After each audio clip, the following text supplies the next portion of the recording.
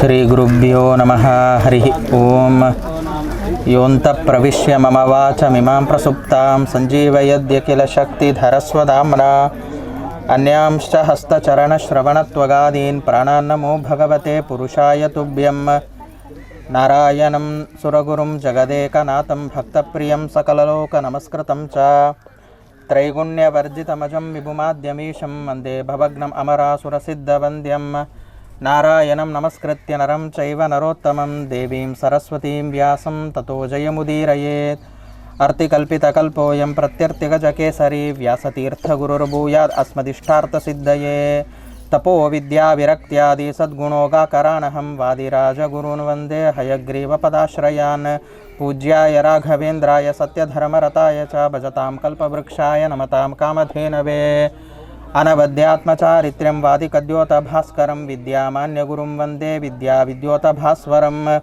ತಪಸ್ವಾಧ್ಯಾಯ ಶುಶ್ರೂಷಾ ಕೃಷ್ಣಪೂಜಾರತಂ ಮುನಿಂ ವಿಶ್ವೇಶಮಿಷ್ಟದಂ ವಂದೇ ಪರಿವ್ರಾಟ್ಚಕ್ರವರ್ಧಿನಂ ಆಪಾದಮೂಳಿಪರ್ಯಂತಂ ಗುರುಣಾಂ ಆಕೃತಿಂ ಸ್ಮರೇತ್ ತೇನ ವಿದ್ಯಾಃ ಪ್ರಣಶ್ಯಂತಿ ಸಿದ್ಧ್ಯಂತಿ ಚ ಮನೋರಥಾಃ ಶ್ರೀ ಗುರುಭ್ಯೋ ನಮಃ ಹರಿ ಓಂ.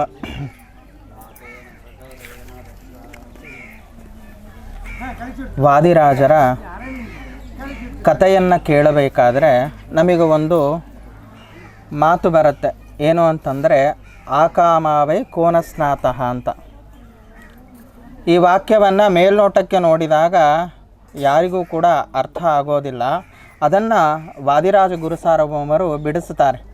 ಆ ಅಂತ ಹೇಳಿದ್ರೆ ಆಷಾಢ ಮಾಸ, ಹಾಗೆ ಕ ಅಂತ ಹೇಳಿದ್ರೆ ಕಾರ್ತಿಕ ಮಾಸ, ಮಾ ಅಂದರೆ ಮಾಘ ಮಾಸ, ವೈ ಅಂದರೆ ವೈಶಾಖ ಮಾಸ ಅಂತ. ಈ 4 ತಿಂಗಳುಗಳಲ್ಲಿ ಯಾರು ಪ್ರಾತಃ ಕಾಲದಲ್ಲಿ ಸೂರ್ಯೋದಯದಲ್ಲಿ ಸ್ನಾನವನ್ನು ಮಾಡೋದಿಲ್ಲವೋ ಅವನು ದುಷ್ಟ ಅಂತ ಹೇಳಿ. ಹಾಗೆ ಆ 12 ತಿಂಗಳುಗಳಲ್ಲಿ ಎಲ್ಲ ಮಾಸಗಳು ಕೂಡ ಅತ್ಯಂತ ಪವಿತ್ರವಾಗಿರತಕ್ಕಂಥದ್ದು.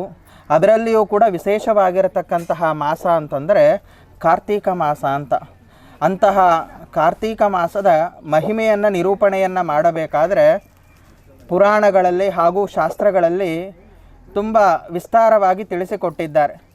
ನೋಡಿ, ಆಗಿನ ಕಾಲದಲ್ಲ ಯಾವುದೇ ಒಂದು ವಿಷಯಗಳು ನಡೆಯಬೇಕು ಅಂತ ಆದರೆ ಮುಖ್ಯವಾಗಿ ಆ ನೈಮಿಷಾರಣ್ಯ ಕ್ಷೇತ್ರದಲ್ಲಿ ಆಗಬೇಕಾದ್ರೆ ಎಲ್ಲ ವಿಷಯಗಳನ್ನು ಆ ಸೂತ ಪುರಾಣಿಕರು ಆಗಬೇಕಾದ್ರೆ ಶೌನಕಾದಿಗಳಿಗೆ ಉಪದೇಶವನ್ನು ಮಾಡಿದ್ದಾರೆ. ಯಾಕೆ ಅಂತ ಹೇಳಿದ್ರೆ ಅವರು ಪ್ರತಿನಿತ್ಯವೂ ಕೂಡ ಯಾಗಾದಿಗಳನ್ನು ಮಾಡ್ತಾಯಿದ್ರು. ಯಾಗಾದಿಗಳನ್ನು ಮಾಡೋ ಸಂದರ್ಭದಲ್ಲಿ ಅಲ್ಲಿ ಅನೇಕ ವಿಧವಾಗಿರತಕ್ಕಂತಹ ಯಾವುದಾದ್ರೂ ಲೋಪದೋಷಗಳಿರುತ್ತೆ. ಅಂತಹ ಲೋಪದೋಷದ ಪರಿಹಾರಕ್ಕೆ ಕೊನೆಯಲ್ಲಿ ಆಗಬೇಕಾದ್ರೆ ಜ್ಞಾನಕಾರಿ ಎಂಬತಕ್ಕಂಥದ್ದಾದಾಗ ಆ ಎಲ್ಲ ವಿಧವಾಗಿರತಕ್ಕಂತಹ ಲೋಪದೋಷಗಳು ಪರಿಹಾರ ಆಗತ್ತೆ ಅಂತ. ಆ ಸಂದರ್ಭದಲ್ಲಿ ಆ ಶೌನಕಾದಿಗಳು ಸೂತ ಪುರಾಣಿಕರಿಗೆ ಕಾರ್ತೀಕ ಮಾಸದ ಮಹಿಮೆಯನ್ನು ತಿಳಿಸಿಕೊಡಿ ಅಂತ ಪ್ರಶ್ನೆಯನ್ನು ಮಾಡಿದಾಗ ಸೂತರು ತಿಳಿಸ್ತಾರೆ. ಸಾಕ್ಷಾತ್ ಆಗಿರತಕ್ಕಂತಹ ಬ್ರಹ್ಮದೇವರು ನಾರದರಿಗೆ ಉಪದೇಶವನ್ನು ಮಾಡಿರತಕ್ಕಂತಹ ಆ ವಿಷಯವನ್ನು ತಿಳಿಸಿಕೊಡ್ತಾರೆ. ನಾರದರು ಆಗಬೇಕಾದ್ರೆ ಬ್ರಹ್ಮದೇವರ ಬಳಿ ಪ್ರಶ್ನೆಯನ್ನು ಮಾಡ್ತಾರೆ. ಏನು ಅಂತ ಹೇಳಿದ್ರೆ ಆ ಕಾರ್ತೀಕ ಮಾಸ ಎಂಬತಕ್ಕಂಥದ್ದು ಅತ್ಯಂತ ಪವಿತ್ರವಾಗಿರತಕ್ಕಂಥದ್ದು. ಆ ಕಾರ್ತೀಕದ ಮಾಸದ ಬಗ್ಗೆ ತಿಳಿಸಿಕೊಡಿ ಅಂತ ಪ್ರಶ್ನೆಯನ್ನು ಮಾಡಿದಾಗ ಆವಾಗ ಬ್ರಹ್ಮದೇವರು ಆ ಮಾಸದ ಮಹಿಮೆಯನ್ನು ತಿಳಿಸಿಕೊಡೋದಕ್ಕಿಂತ ಮುಂಚೆ ನಾರದ ಮಹರ್ಷಿಗಳನ್ನು ತುಂಬ ಪ್ರಶಂಸೆಯನ್ನು ಮಾಡ್ತಾರೆ. ಯಾಕೆ ಪ್ರಶಂಸೆಯನ್ನು ಮಾಡಿದರು ಅಂತ ಹೇಳಿದ್ರೆ ಅದ್ಭುತವಾಗಿರತಕ್ಕಂತಹ ಎಲ್ಲರಿಗೂ ಬೇಕಾಗಿರತಕ್ಕಂತಹ ಒಂದು ಉತ್ತಮವಾಗಿರತಕ್ಕಂತಹ ಪ್ರಶ್ನೆಯನ್ನು ಮಾಡಿದ್ದೀರಿ. ಆದ್ದರಿಂದಾಗಿ ಅಂತಹ ಆ ಮಾಸದ ಮಹಿಮೆಯನ್ನು ತಿಳಿಸಿಕೊಡ್ತೇನೆ ಎಂಬತಕ್ಕಂತಹ ದೃಷ್ಟಿಯಿಂದ ನಾರದರಿಗೆ ಉಪದೇಶವನ್ನು ಮಾಡಿರತಕ್ಕಂತಹ ಆ ಕಾರ್ತೀಕ ಮಾಸದ ಮಹಿಮೆಯನ್ನು ಸೂತರು ಶೌನಕಾದಿಗಳಿಗೆ ಉಪದೇಶವನ್ನು ಮಾಡಿದ್ದಾರೆ. ಬ್ರಹ್ಮದೇವರು ಏನು ಉಪದೇಶವನ್ನು ಮಾಡಿದರು ಹಾಗೆ ಅಂದರೆ ಅದನ್ನು ತಿಳಿಸ್ತಾ ಇದ್ದಾರೆ. ನ ಕಾರ್ತೀಕ ಸಮೋ ಮಾಸಃ ನ ಕೃತ್ತೇನ ಸಮಂ ಯುಗಂ ನ ಚ ವೇದ ಸಮಂ ಶಾಸ್ತ್ರಂ ನ ತೀರ್ಥಂ ಗಂಗಯಾ ಸಮಂ ಅಂತ. ಮಾಸಗಳಲ್ಲಿ ಕಾರ್ತೀಕ ಮಾಸಕ್ಕೆ ಸಮಾನವಾಗಿರತಕ್ಕಂತಹ ಒಂದೊಂದು ಮಾಸ ಇಲ್ಲ. ಹಾಗೆ ಯುಗಗಳಲ್ಲಿ ಆಗಬೇಕಾದ್ರೆ ಕೃತಯುಗಕ್ಕೆ ಸಮಾನವಾಗಿರತಕ್ಕಂತಹ ಯುಗ ಇಲ್ಲ. ಹಾಗೆ ವೇದಕ್ಕೆ ಸಮಾನವಾಗಿರತಕ್ಕಂತಹ ಶಾಸ್ತ್ರಗಳಿಲ್ಲ. ಇನ್ನು ಗಂಗೆಗೆ ಸಮಾನವಾಗಿರತಕ್ಕಂತಹ ತೀರ್ಥ ಎಂಬತಕ್ಕಂಥದ್ದು ಇಲ್ಲ ಅಂತ.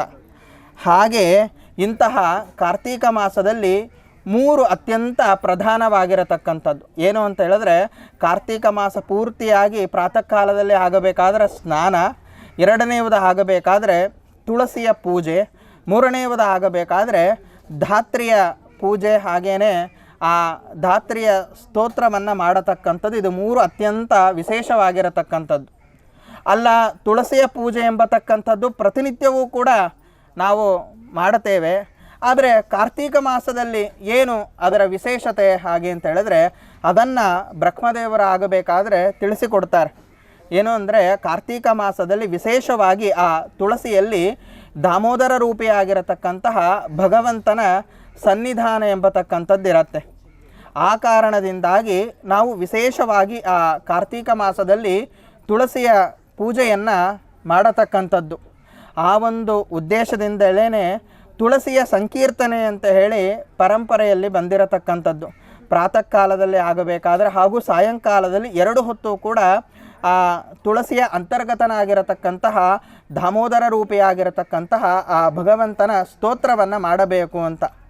ಆ ತುಳಸಿಗೆ ಯಾಕೆ ಅಷ್ಟು ಮಹಿಮೆ ಹಾಗೆ ಅಂತ ಹೇಳಿದ್ರೆ ಅದನ್ನು ತಿಳಿಸ್ತಾರೆ ನೋಡಿ. ದೇವತೆಗಳು ಹಾಗೂ ದೈತ್ಯರು ಸಮುದ್ರವನ್ನು ಮಥನವನ್ನು ಮಾಡೋ ಕಾಲದಲ್ಲಿ, ಆ ಮಥನದ ಸಂದರ್ಭದಲ್ಲಿ ಐರಾವತ ಆನೆ ಬಂತು, ಹಾಗೇ ಉಚ್ಚೈಶ್ರವಸ ಕುದುರೆ ಬಂತು, ಚಂದ್ರ ಬಂದ, ಲಕ್ಷ್ಮೀದೇವಿ ಬಂದಳು. ಕೊನೆಯಲ್ಲಿ ಆಗಬೇಕಾದ್ರೆ ಆ ಧನ್ವಂತರಿ ರೂಪಿಯಾಗಿರತಕ್ಕಂತಹ ಭಗವಂತ ತಾನು ತನ್ನ ಕೈಯಲ್ಲಿ ಅಮೃತದ ಕಲಶವನ್ನು ತೆಗೆದುಕೊಂಡು ಬರ್ತಾನೆ. ತೆಗೆದುಕೊಂಡು ಬಂದಾಗ ಆ ಸಂದರ್ಭದಲ್ಲಿ ಭಗವಂತ ಆ ಅಮೃತವನ್ನು ನೋಡಿ ಅವನ ಕಣ್ಣಿನಿಂದಾಗಿ ಆ ಆನಂದದ ಕಣ್ಣೀರು ಎಂಬತಕ್ಕಂಥದ್ದು ಬರುತ್ತೆ.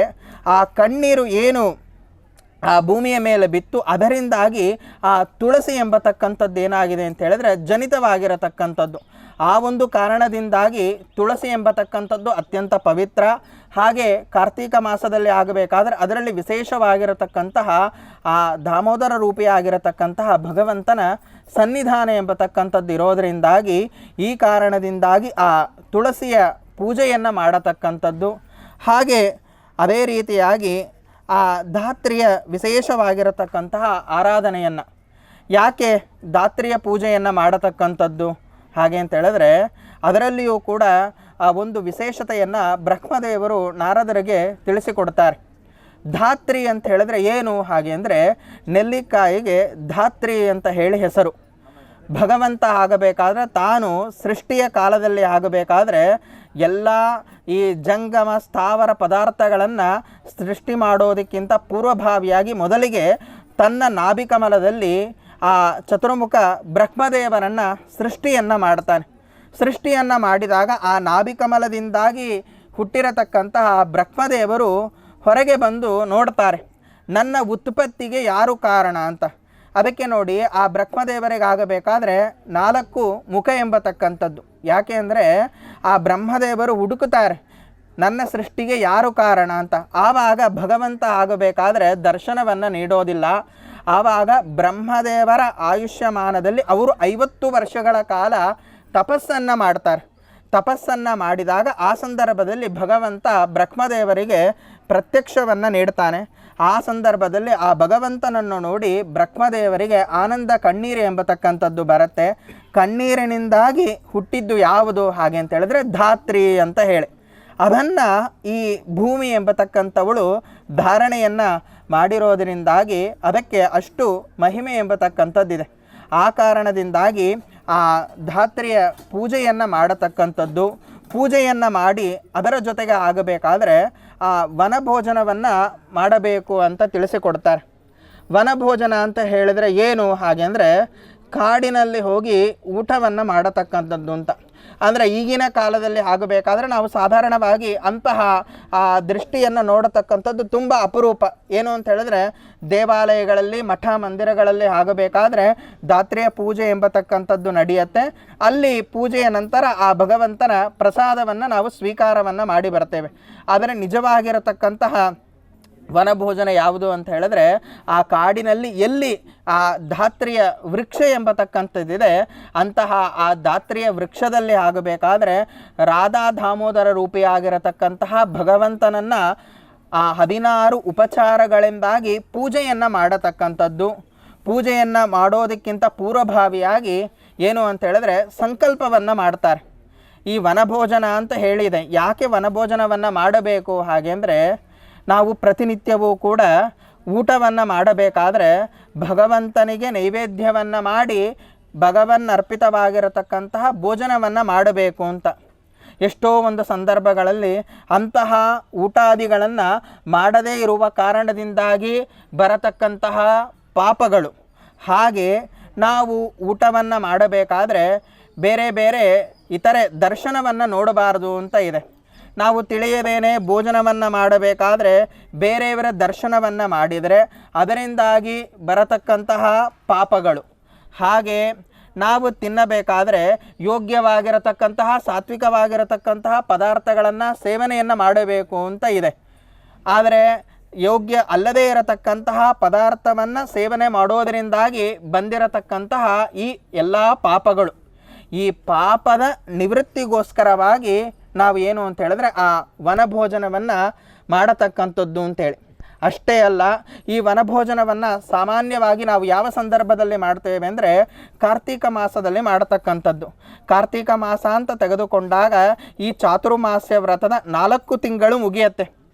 4 ತಿಂಗಳ ಕಾಲ ಆ ಚಾತುರ್ಮಾಸ್ಯ ವ್ರತಾದಿಗಳನ್ನು ಮಾಡತಕ್ಕಂಥದ್ದು. ಸಾಮಾನ್ಯವಾಗಿ ಎಲ್ಲರನ್ನು ನೋಡಿದಾಗ 90% ಏನು ಮಾಡ್ತಾರಂದರೆ ಮೊದಲನೆಯ ವ್ರತವನ್ನು ಹಾಗೂ ಕೊನೆಯ ವ್ರತವನ್ನು ಮಾಡೋದಿಲ್ಲ, ಮಧ್ಯದಲ್ಲಿ 2 ವ್ರತವನ್ನು ಮಾತ್ರ ಮಾಡ್ತಾರೆ. ಯಾಕೆ ಹಾಗೆ ಅಂತ ಹೇಳಿದ್ರೆ ಅಲ್ಲಿ ಸುಲಭವಾಗಿರತ್ತೆ ಅಂತ ಹೇಳಿ. ಅದರಲ್ಲಿಯೂ ಕೂಡ ಕೆಲವೊಬ್ಬರು 2 ವ್ರತವನ್ನು ಮಾಡಿ 3ನೇ ವ್ರತಕ್ಕೆ ಆಗಬೇಕಾದ್ರೆ ಕಾಫಿಯನ್ನು ಕುಡಿಯದೇ ಇರಲಿಕ್ಕೆ ಆಗೋದಿಲ್ಲ ಅಂಥೇಳಿ ಅಲ್ಲಿಗೆ ಆಗಬೇಕಾದ್ರೆ ಆ 3ನೇ ವ್ರತವನ್ನು ಕೂಡ ಬಿಟ್ಟು ಬಿಡ್ತಾರೆ. ಇದರಿಂದಾಗಿ ಬರತಕ್ಕಂತಹ ಪಾಪಾದಿಗಳು, ಈ ಪಾಪದ ನಿವೃತ್ತಿಗೋಸ್ಕರವಾಗಿ. ಹಾಗೇನೆ ಆ ಕಾರ್ತೀಕ ಮಾಸದ ಪ್ರಾರಂಭದಲ್ಲಿ ಆಗಬೇಕಾದ್ರೆ ಏನು ಅಂತ ಹೇಳಿದ್ರೆ ದ್ವಿದಳ ವ್ರತ ಅಂತ ಹೇಳಿ 2 ದಳ ಇರತಕ್ಕಂತಹ ಪದಾರ್ಥವನ್ನು ತ್ಯಾಗ ಮಾಡಬೇಕು ಅಂತ ಇದೆ. ವರ್ಜಿತವಾಗಿರತಕ್ಕಂಥದ್ದನ್ನು ಬಿಟ್ಟು ನಾವು ಸೇವನೆಯನ್ನು ಮಾಡಬೇಕು ಅಂತ. ಇಂತಹ ಪದಾರ್ಥವನ್ನು ಯಾರು ಸೇವನೆಯನ್ನು ಮಾಡಿರ್ತಾರೆ ಅದರಿಂದಾಗಿ ಉಂಟಾಗಿರತಕ್ಕಂತಹ ಎಲ್ಲ ಪಾಪಗಳು, ಈ ಪಾಪದ ನಿವೃತ್ತಿಗೋಸ್ಕರವಾಗಿ ಏನು ಮಾಡತಕ್ಕಂಥದ್ದು ಅಂತ ಹೇಳಿದ್ರೆ ಕಾರ್ತೀಕ ಮಾಸದಲ್ಲಿ ಈ ವನಭೋಜನವನ್ನು ಮಾಡತಕ್ಕಂಥದ್ದು. ಅದು ಆ ಧಾತ್ರಿಯ ವೃಕ್ಷದ ಅಡಿಯಲ್ಲಿ ಆ ವನಭೋಜನವನ್ನು ಮಾಡಿದಾಗ ಸಕಲ ವಿಧವಾಗಿರತಕ್ಕಂತಹ ಪಾಪಗಳು ಕೂಡ ಪರಿಹಾರ ಆಗತ್ತೆ ಅಂತ. ಹಾಗೇನೆ ಆ ವನಭೋಜನವನ್ನು ಹಾಗೂ ಆ ಧಾತ್ರಿ ಹವನವನ್ನು ಮಾಡಬೇಕಾದ್ರೆ ಯಾವ ಯಾವ ತಿಥಿಗಳಲ್ಲಿ ಯಾವ ಯಾವ ವಾರಾದಿಗಳಲ್ಲಿ ಮಾಡಬೇಕು ಅಂತಲೂ ಶಾಸ್ತ್ರವು ನಿರೂಪಣೆಯನ್ನು ಮಾಡಿದೆ. ತ್ರಯೋದಶಿ, ಚತುರ್ದಶಿ, ಹುಣ್ಣಿಮೆ ದಿವಸಗಳಲ್ಲಿ ಮಾಡತಕ್ಕಂಥದ್ದು. ಹಾಗೆ ಭಾನುವಾರ, ಮಂಗಳವಾರ, ಶುಕ್ರವಾರ, ಸಪ್ತಮಿ ತಿಥಿಗಳಲ್ಲಿ ಧಾತ್ರಿ ಹವನವನ್ನು ಆಗಬೇಕಾದ್ರೆ ಮಾಡಬಾರದು. ಯಾಕೆಂತ ಹೇಳಿದ್ರೆ ಈ ಸಂದರ್ಭದಲ್ಲಿ ಆಗಬೇಕಾದ್ರೆ ಆ ನೆಲ್ಲಿಕಾಯನ್ನು ಸ್ವೀಕಾರವನ್ನು ಮಾಡಬಾರದು ಅಂತ ಇದೆ. ಪೂಜೆಯನ್ನು ಮಾಡಿ ಆ ಪ್ರಸಾದವನ್ನು ಸ್ವೀಕಾರ ಮಾಡತಕ್ಕಂಥದ್ದು.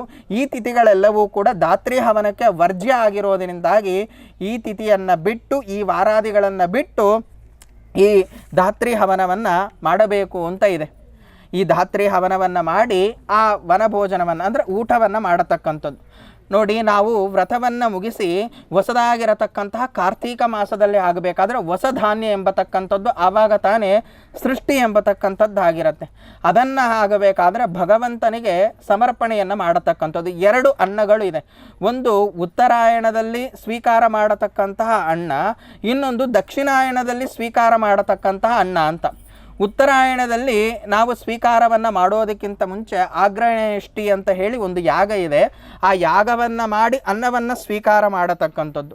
ದಕ್ಷಿಣಾಯಣದಲ್ಲಿ ಆಗಬೇಕಾದ್ರೆ ಈ ವನಭೋಜನವನ್ನು ಮಾಡಿ ಅದನ್ನು ಪದಾರ್ಥಗಳನ್ನು ಧಾತ್ರಿಗೆ ಸಮರ್ಪಣೆಯನ್ನು ಮಾಡಿ ನಾವು ಆ ವನಭೋಜನವನ್ನು ಮಾಡಿದಾಗ ಸಕಲ ವಿಧವಾಗಿರತಕ್ಕಂಥ ಪಾಪಾದಿಗಳು ಪರಿಹಾರ ಆಗತ್ತೆ. ಅದೇ ರೀತಿಯಾಗಿ ಇದರಿಂದಾಗಿ ಅನೇಕ ಪಟ್ಟಿಗಳು ಕೊಡ್ತಾರೆ. ಧಾತ್ರಿ ಹವನವನ್ನು, ಧಾತ್ರಿಯ ಪ್ರಸಾದವನ್ನು ಸ್ವೀಕಾರ ಮಾಡೋದರಿಂದಾಗಿ ಏನು ನಮಗೆ ಫಲ ಎಂಬತಕ್ಕಂಥದ್ದು ಸಿಗತ್ತೆ ಅಂತ. ಉತ್ತಮವಾಗಿರತಕ್ಕಂತಹ ಆಯುಷ್ಯ ಎಂಬತಕ್ಕಂಥದ್ದು ಅಭಿವೃದ್ಧಿ ಆಗತ್ತೆ.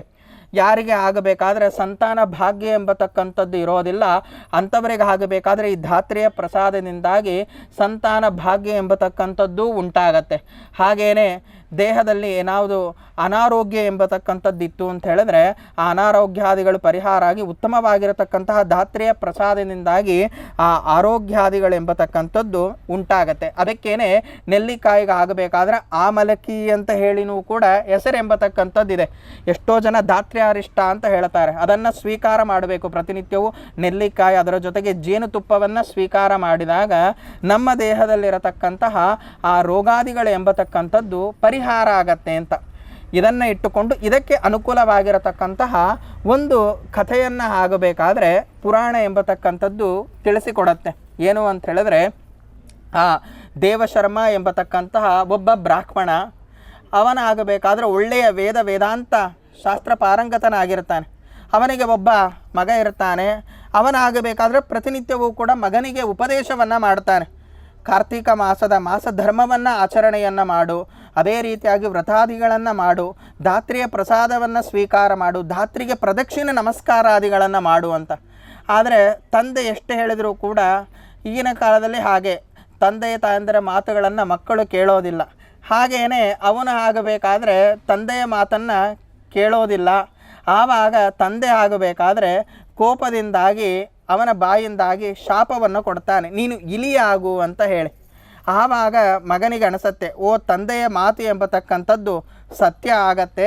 ಅದರಿಂದಾಗಿ ಆಯಿತು, ನಿನ್ನ ಶಾಪವನ್ನು ನಾನು ಸ್ವೀಕಾರವನ್ನು ಮಾಡ್ತೇನೆ. ಆದರೆ ಇದರ ಪ್ರಾಯಶ್ಚಿತ್ತ ಪರಿಹಾರದ ಉಪಾಯವನ್ನು ನನಗೆ ತಿಳಿಸಿಕೊಡು ಅಂತ ಹೇಳಿದಾಗ ಆವಾಗ ತಂದೆಯಾದವನು ಆ ಮಗನಿಗೆ ಉಪದೇಶವನ್ನು ಮಾಡ್ತಾನೆ. ನೀನು ಯಾವಾಗ ಧಾತ್ರಿಯ ಮಹಿಮೆಯನ್ನು ಶ್ರವಣವನ್ನು ಮಾಡ್ತಿ, ಅದೇ ರೀತಿಯಾಗಿ ಆ ತುಳಸಿಯ ಮಹಿಮೆಯನ್ನು ಶ್ರವಣವನ್ನು ಮಾಡ್ತಿ, ಆ ಸಂದರ್ಭದಲ್ಲಿ ಆಗಬೇಕಾದ್ರೆ ನೀನು ಇಲಿಯ ಜನ್ಮದಿಂದಾಗಿ ಬಿಡುಗಡೆಯನ್ನು ಹೊಂದುತ್ತಿ ಅಂತ ಆವಾಗ ಅವನು ಅದಕ್ಕೆ ಪ್ರಾಯಶ್ಚಿತ್ತವನ್ನು ಹೇಳ್ತಾನೆ. ಆ ಸಂದರ್ಭದಲ್ಲಿ ಆ ಕಾಶಿನಗರಕ್ಕೆ ಅಂತ ಇಬ್ಬರು ಹೊರಟಿರ್ತಾರೆ, ಹರಿಮೇಧ ಸುಮೇಧ ಅಂತ ಹೇಳಿ.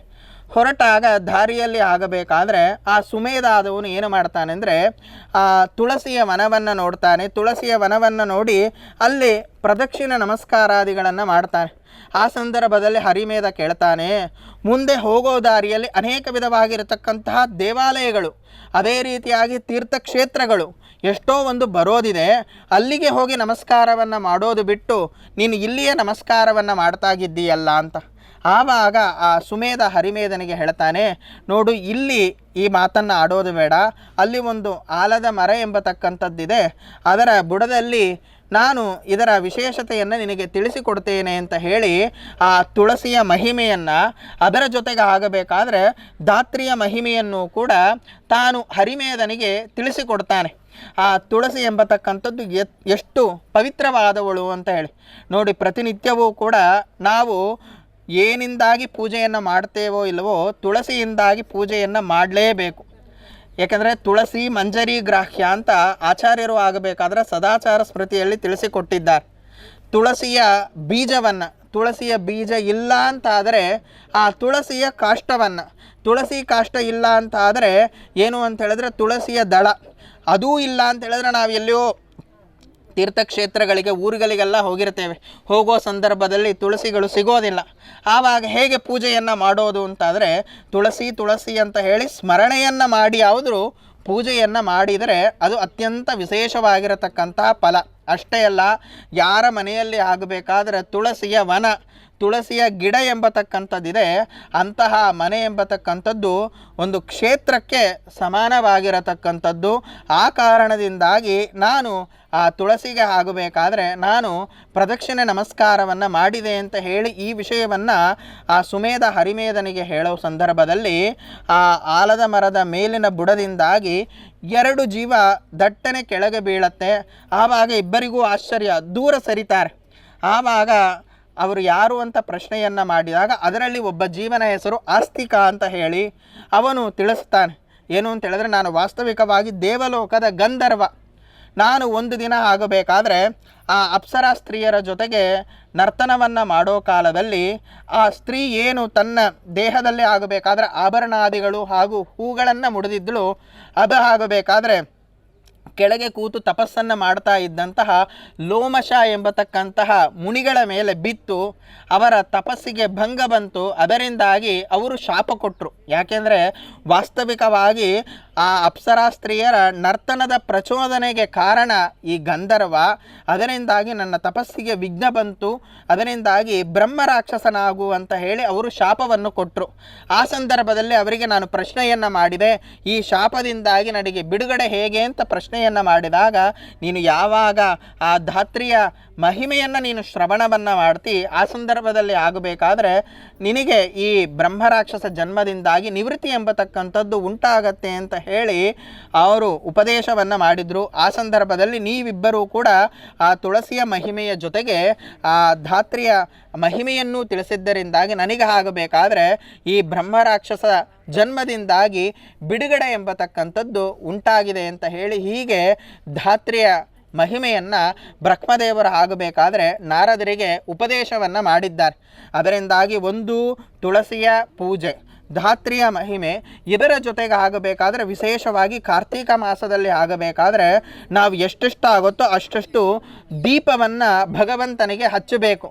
ದೀಪದ ಸಮರ್ಪಣೆ, ಅದೇ ರೀತಿಯಾಗಿ ಆ ದೀಪದ ಧನಾದಿಗಳನ್ನು ಕೂಡ ಮಾಡಿದಾಗ ವಿಶೇಷವಾಗಿರತಕ್ಕಂಥ ಫಲ.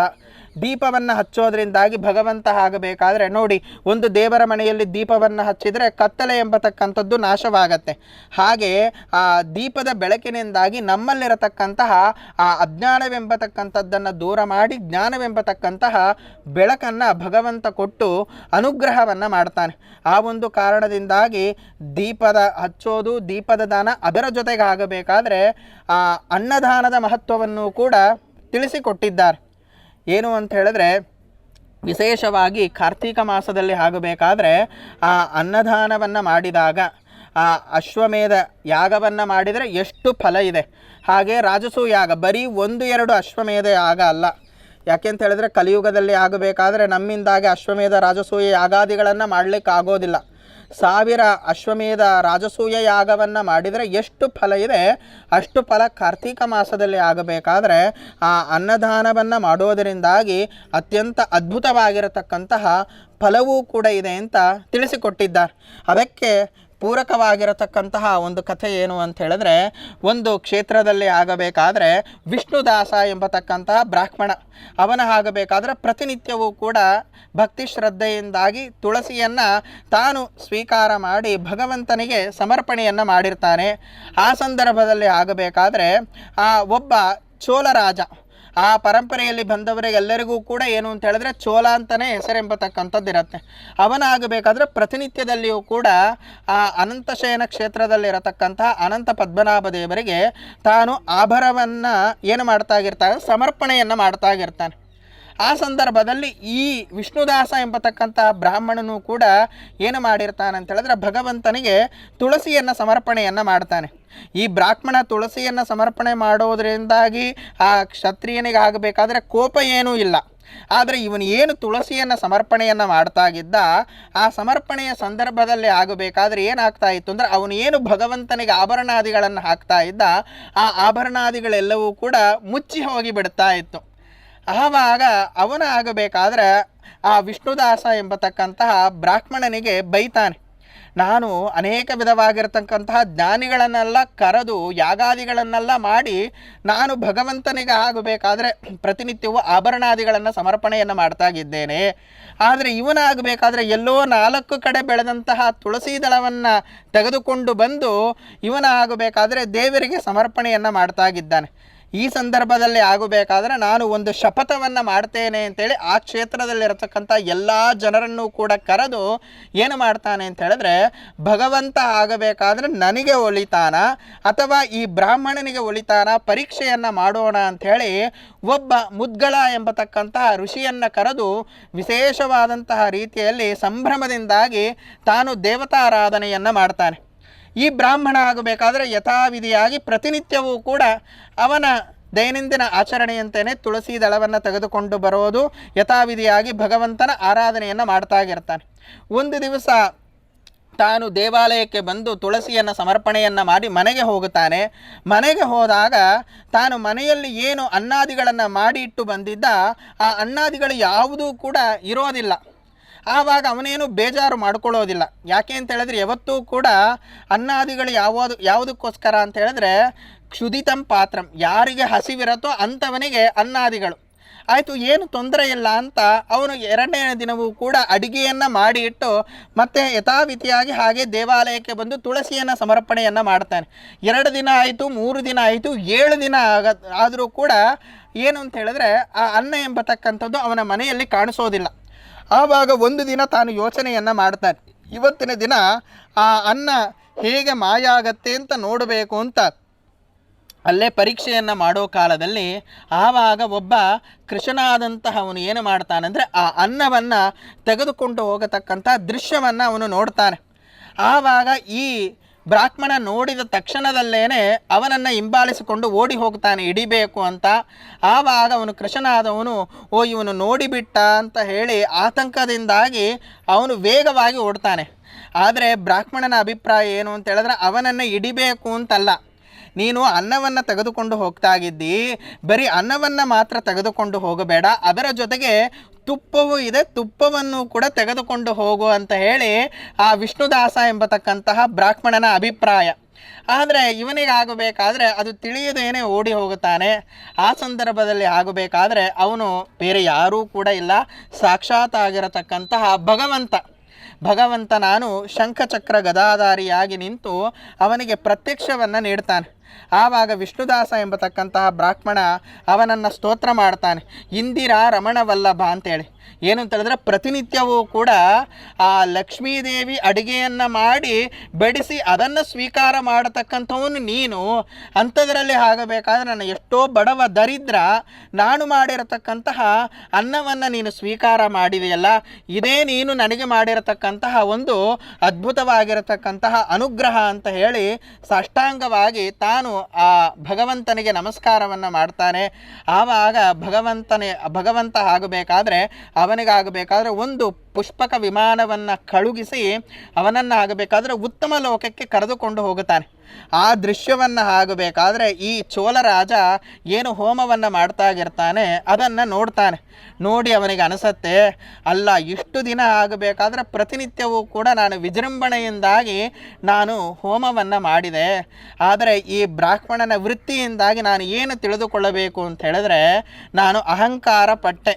ಏನು ಅಂತ ಹೇಳಿದ್ರೆ ಇಷ್ಟು ವೈಭವದಿಂದಾಗಿ ನಾನಾ ತರಹದ ಆಭರಣಾದಿಗಳನ್ನು ಸಮರ್ಪಣೆಯನ್ನು ಮಾಡಿ ನಾನು ಭಗವಂತನಿಗೆ ಪೂಜೆಯನ್ನು ಮಾಡ್ತಾಗಿದ್ದೇನೆ ಅಂತೇಳಿ. ಆದರೆ ಭಗವಂತ ಆಗಬೇಕಾದ್ರೆ ಅದು ಯಾವುದಕ್ಕೂ ಕೂಡ ಒಲಿಯೋದಿಲ್ಲ. ಭಕ್ತ್ಯ ತುಷ್ಯತಿ ಕೇಶವಃ ಅಂತ ಹೇಳಿ ಭಗವಂತನಿಗೆ ನೀವು ನಾನಾ ತರಹದ ಆಭರಣಾದಿಗಳನ್ನು ನಾನಾ ತರಹದ ಪದಾರ್ಥಗಳನ್ನು ನೀವು ಕೊಟ್ಟರೂ ಕೂಡ ಅವನು ಒಲಿಯತಕ್ಕಂಥದ್ದು ಕೇವಲ ಭಕ್ತಿ ಒಂದಕ್ಕೆ ಮಾತ್ರ ಅಂತೇಳಿ ಈ ವಿಷ್ಣುದಾಸ ಎಂಬತಕ್ಕಂತಹ ಬ್ರಾಹ್ಮಣನ ಮೂಲಕವಾಗಿ ತಾನು ಏನು ಮಾಡಿದ್ದಾನೆ ಅಂತ ಹೇಳಿದ್ರೆ ತೋರಿಸಿಕೊಟ್ಟು ಅನುಗ್ರಹವನ್ನು ಮಾಡಿದ್ದಾನೆ.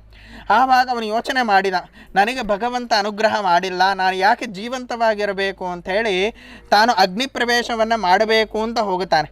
ಹಾಗೇನೆ ಆ ಮುದ್ಗಲ ಋಷಿಗಳು ತಾವೂ ಕೂಡ ಹೋಮವನ್ನು ಮಾಡಬೇಕಾದ್ರೆ ಭಗವಂತ ನನಗೂ ಕೂಡ ಅನುಗ್ರಹವನ್ನು ಮಾಡಿಲ್ಲಲ್ಲ ಅಂಥೇಳಿ ಅಗ್ನಿ ಪ್ರವೇಶವನ್ನು ಮಾಡಬೇಕು ಅಂತ ಹೋದಾಗ ಆವಾಗ ಭಗವಂತ ಅವರಿಬ್ಬರಿಗೂ ಕೂಡ ಉತ್ತಮವಾಗಿರತಕ್ಕಂತಹ ಅನುಗ್ರಹವನ್ನು ಮಾಡಿ ಅವರಿಗೂ ಕೂಡ ಒಳ್ಳೆಯ ಲೋಕವನ್ನು ಕೊಟ್ಟು ಅನುಗ್ರಹವನ್ನು ಮಾಡಿದ್ದಾನೆ ಅಂತೇಳಿ ಈ ರೀತಿಯಾಗಿ ಆ ಬ್ರಹ್ಮದೇವರು ನಾರರಿಗೆ ತಿಳಿಸಿಕೊಟ್ಟಿದ್ದಾರೆ. ಹೀಗೆ ಕಾರ್ತೀಕ ಮಾಸದಲ್ಲಿ ಆಗಬೇಕಾದ್ರೆ ಒಂದು ತುಳಸಿಯ ಪೂಜೆ, ಹಾಗೇನೆ ದೀಪದ ದಾನ, ಅದೇ ರೀತಿಯಾಗಿ ಆ ವನಭೋಜನ ಧಾತ್ರಿಯ ಪೂಜೆ ಅಂತ ನೋಡಿ. ಧಾತ್ರಿಯ ಪೂಜೆಯನ್ನು ಯಾರಿಂದಾಗಿ ಮಾಡಲಿಕ್ಕೆ ಆಗೋದಿಲ್ಲ, ಅದನ್ನು ನೋಡಿದರೆ ಸಾಕು ಪೂಜೆಯನ್ನು ಮಾಡುವವರಿಗೆ ಎಷ್ಟು ಫಲ ಇದೆ ಅಷ್ಟೇ ಫಲ ನೋಡುವವರಿಗೂ ಕೂಡ. ಹಾಗೇನೆ ಧಾತ್ರಿಗೆ ಪ್ರದಕ್ಷಿಣೆ, ಹಾಗೆ ನಮಸ್ಕಾರಾದಿಗಳನ್ನು ಮಾಡಿದ ಮೇಲೆ ಆ ಧಾತ್ರಿಗೆ ಆಗಬೇಕಾದ್ರೆ ಯಾರಾவது ದೀಪವನ್ನು ಹಚ್ಚಿಟ್ಟಿದ್ರ ಅದು ಏನಾವುದು ಆರಿ ಹೋಗ್ತಾ ಇದೆ ಅಂದ ಮಾತ್ರಕ್ಕೇನೆ ಆ ದೀಪವನ್ನು ಬೇರೆ ಯಾರಾವುದು ಹಚ್ಚಿಟ್ರು ಅಂತ ಹೇಳಿದ್ರೆ ಅದರಿಂದಾಗಿ ಉತ್ತಮವಾಗಿರತಕ್ಕಂತಹ ದೀಪ ಹಚ್ಚುವ ಫಲ ಎಂಬತಕ್ಕಂಥದ್ದಿದೆ. ಅಥವಾ ಯಾರಿಗಾವುದು ದೀಪವನ್ನು ಹಚ್ಚಲಿಕ್ಕೆ ಆಗಲಿಲ್ಲ ಅವರಿಗಾಗಬೇಕಾದ್ರೆ ದೀಪವನ್ನು ದಾನ ಮಾಡಿ. ಅಥವಾ ದೀಪ ಇದೆ, ದೀಪ ಹಚ್ಚಲಿಕ್ಕೆ ಆಗಬೇಕಾದ್ರೆ ಎಣ್ಣೆ ಇಲ್ಲ, ಆ ಸಂದರ್ಭದಲ್ಲಿ ಎಣ್ಣೆ ಇಲ್ಲ ಅಂತ ಹೇಳಿದ್ರೆ ಎಣ್ಣೆಯ ದಾನ. ಅದರ ಜೊತೆಗೆ ಬತ್ತಿ ಇಲ್ಲ ಅಂತ ಹೇಳಿದ್ರೆ ಆ ಬತ್ತಿಯ ದಾನವನ್ನು ಮಾಡತಕ್ಕಂಥದ್ದು. ಹಾಗೆ ಕಾರ್ತೀಕ ಮಾಸದಲ್ಲಿ ಆಗಬೇಕಾದ್ರೆ ಧಾರಣ ಪಾರಣ ವ್ರತವನ್ನು ಕೂಡ ಹೇಳಿದ್ದಾರೆ. ಇದನ್ನು ಮಾಡಿದರೆ ವಿಶೇಷವಾಗಿರತಕ್ಕಂತಹ ಫಲ. ಅದಕ್ಕೆ ಇದನ್ನು ಇವರೇ ಮಾಡಬೇಕಾ ಹಾಗೆಂದರೆ ಇಲ್ಲ, ಯಾರು ವಿಧವಾ ಸ್ತ್ರೀಯರು ಇದ್ದಾರೆ ಅವರೂ ಕೂಡ ಈ ಮುಂತಾದಂತಹ ಎಲ್ಲ ವ್ರತಗಳನ್ನು ಕೂಡ ಮಾಡಬಹುದು ಅಂತ ಹೇಳಿ. ಅದಕ್ಕೆ ಈ ಧಾತ್ರಿ ಪೂಜೆಗೆ ಬರೀ ದೊಡ್ಡವರು ಮಾತ್ರ ಬರಬೇಕು ಅಂತಿಲ್ಲ, ಚಿಕ್ಕ ಚಿಕ್ಕ ಮಕ್ಕಳು ಕೂಡ ಬರತಕ್ಕಂಥದ್ದು ಇದೆ. ಅಲ್ಲ, ದೊಡ್ಡವರು ತಾನೇ ಪಾಪವನ್ನು ಮಾಡಿರ್ತಾರೆ, ಚಿಕ್ಕ ಚಿಕ್ಕ ಮಕ್ಕಳು ಏನು ಪಾಪವನ್ನು ಮಾಡಿರ್ತಾರೆ, ಅವರು ಏನು ಬರೋ ಅವಶ್ಯಕತೆ ಇಲ್ಲಲ್ಲ ಹಾಗೆಂದರೆ ಹಾಗಲ್ಲ. ದೊಡ್ಡವರಿಂದ ಹಿಡಿದುಕೊಂಡು ಚಿಕ್ಕವರದ ತನಗೂ ಕೂಡ ಎಲ್ಲರೂ ಕೂಡ ಈ ಧಾತ್ರಿಯ ಪ್ರಸಾದವನ್ನು ಸ್ವೀಕಾರವನ್ನು ಮಾಡಿದರೆ ಯಾವುದೇ ವಿಧವಾಗಿರತಕ್ಕಂತಹ ರೋಗಾದಿಗಳಿದ್ದರೂ ಕೂಡ ಆ ರೋಗಾದಿಗಳು ಪರಿಹಾರ ಆಗಿ ಉತ್ತಮವಾಗಿರತಕ್ಕಂತಹ ಆಯುಷ್ಯ ಎಂಬತಕ್ಕಂಥದ್ದು ಅಭಿವೃದ್ಧಿಯಾಗತ್ತೆ.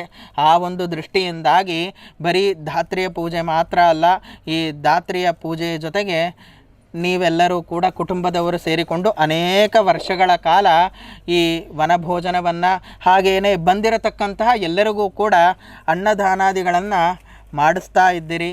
ಇಂತಹ ಪರಮ ಅದ್ಭುತವಾಗಿರತಕ್ಕಂತಹ ಒಂದು ಈ ವನಭೋಜನದ ಕಾರ್ಯವನ್ನು, ಧಾತ್ರಿಯ ಪೂಜೆಯ ಕಾರ್ಯವನ್ನು, ಅದೇ ರೀತಿಯಾಗಿ ಅದರ ಜೊತೆಗೆ ಬ್ರಾಹ್ಮಣರ ಆರಾಧನೆಯನ್ನು, ಯಾಕೆ ಅಂತ ಹೇಳಿದ್ರೆ ಇವರೇ ಬರಬೇಕು ಅವರೇ ಬರಬೇಕು ಅಂತ ನೀವು ಯಾವುದೇ ವಿಧವಾಗಿರತಕ್ಕಂತಹ ಕಂಡೀಷನ್ನು ಹಾಕೋದಿಲ್ಲ. ಎಲ್ಲರೂ ಕೂಡ ಬಂದು ಇದರಲ್ಲಿ ಪಾಲ್ಗೊಂಡು ಇದು ಒಂದು ಉತ್ತಮವಾಗಿರತಕ್ಕಂತಹ ಸಂಭ್ರಮ ಅಂತ. ಅದಕ್ಕೆ ಆಗಿನ ಕಾಲದೆಲ್ಲ ದೊಡ್ಡ ದೊಡ್ಡ ಮನೆ ಊರುಗಳಲ್ಲಿ ಆಗಬೇಕಾದ್ರೆ ಶ್ರೀಮಂತರು ಅಂತ ಇದ್ದರು ಅಂತ ಹೇಳಿದ್ರೆ ಊರಿನವರನ್ನೆಲ್ಲ ಕರೆದು ಏನು ಮಾಡ್ತಾಗಿದ್ರು ಅಂತ ಹೇಳಿದ್ರೆ ವನಭೋಜನವನ್ನು ಮಾಡಿ ಅಲ್ಲಿರತಕ್ಕಂಥವರಿಗೆಲ್ಲರಿಗೂ ಕೂಡ ಆ ಊಟವನ್ನು ಹಾಕಿಸ್ತಾ ಇದ್ದರು. ಆ ಒಂದು ದೃಷ್ಟಿಯಲ್ಲಿ ನೀವು ಈ ಊರಿನಲ್ಲಿ ಇಲ್ಲದೆ ಹೋದರೂ ಕೂಡ ಆ ಒಂದು ಪರಂಪರೆಯಿಂದಾಗಿ ಈ ಒಂದು ಉತ್ತಮವಾಗಿರತಕ್ಕಂತಹ ನಿಮ್ಮ ಜಾಗದಲ್ಲಿ ಉತ್ತಮವಾಗಿರತಕ್ಕಂತಹ ದೇವತೆಯ ಆರಾಧನೆ, ಅದೇ ರೀತಿಯಾಗಿ ಬ್ರಾಹ್ಮಣರ ಆರಾಧನೆಯನ್ನು ನೀವು ಮಾಡ್ತಾ ಇದ್ದೀರಿ.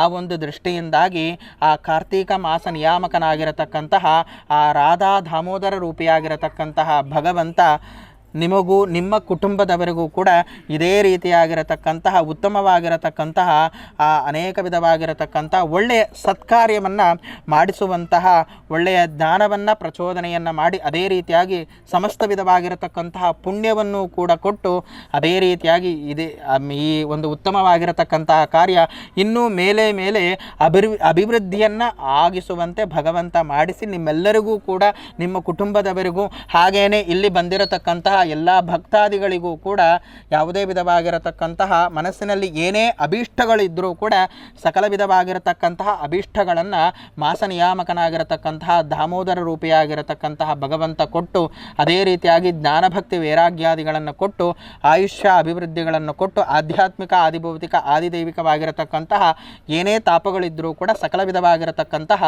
ತಾಪಗಳನ್ನು ನಿವೃತ್ತಿ ಮಾಡಿ ಎಲ್ಲರಿಗೂ ಕೂಡ ಭಗವಂತ ಒಳ್ಳೆಯ ಅನುಗ್ರಹವನ್ನು ಮಾಡಲಿ ಅಂತ ಹೇಳ್ತಾ ನನ್ನ ಎರಡು ಮಾತುಗಳನ್ನು ಅಸ್ಮದ್ ಗುರುವಂತರ್ಗತನಾಗಿರತಕ್ಕಂತಹ ಹಾಗೆ ವ್ಯಾಸರಾಜ ಗುರುವಂತರ್ಗತನಾಗಿರತಕ್ಕಂತಹ ಭಾರತೀಯ ರಮಣ ಮುಖ್ಯಪ್ರಾಣಾಂತರ್ಗತ ಮಧ್ವಲ್ಲಭ ಗೋಪಾಲಕೃಷ್ಣನಿಗೆ ಸಮರ್ಪಣೆಯನ್ನು ಮಾಡ್ತಾ ಶ್ರೀಕೃಷ್ಣಾರ್ಪಣಮಸ್ತು.